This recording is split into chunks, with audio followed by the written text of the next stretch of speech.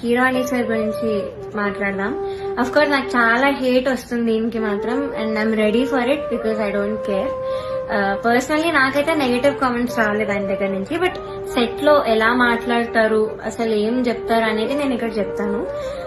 Number 2 is very very hurtful to me personally because నేను eliminate అయ్యే episode లోనే ఏదో విషయంలో నన్ను చూస్తూ చెప్పారు ఇది కూడా.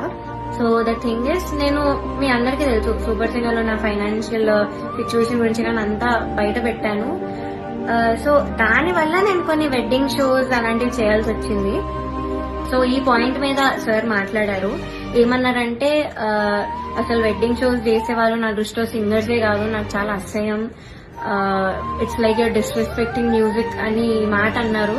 చాలా చాలా బాధ అనిపించింది, అదేంటి అంత స్టేజ్ లో ఉన్నాయని ఇలా మాట్లాడారేంటి అని. సో ఇదొకటి, నన్ను చూస్తూ మాట్లాడారు ఇంకా. So it was very hurtful. Point number 3, so third వచ్చిన వాళ్ళకి ఆయన 1 lakh ఇస్తా అని చెప్పారు. 4th ప్రైజ్ వాళ్ళకి మూవీలో సాంగ్, అండ్ 5th ప్రైజ్ వాళ్ళకి ఆయన గ్రూప్ లో చేర్చుకుంటామని చెప్పారు సార్. సో ఇది ఎలా చెప్పారంటే, 5th ప్రైజ్ వచ్చిన వాళ్ళకి నా దగ్గర కొంతమంది రోజు వచ్చి చాకరీ చేస్తూ ఉంటారు, వాళ్ళ గ్రూప్ లో జాయిన్ చేసుకుంటా అని చెప్పారు. ఇలా చాకరీ అనే వర్డ్ వాడారు. అంటే ఇది డిస్రెస్పెక్ట్ఫుల్ కాదా? So this was very very bad. అంటే అలా అనకూడదు, సింగర్స్ ఇలా చాకరీ చేసిపోతారు, దానిలో మిమ్మల్ని కూడా జాయిన్ చేసుకుంటారని ఇలా అన్నారు. సో మీకు ఎలా అనిపిస్తుందో ఇంకా మీరు ఆలోచించండి ఒకసారి.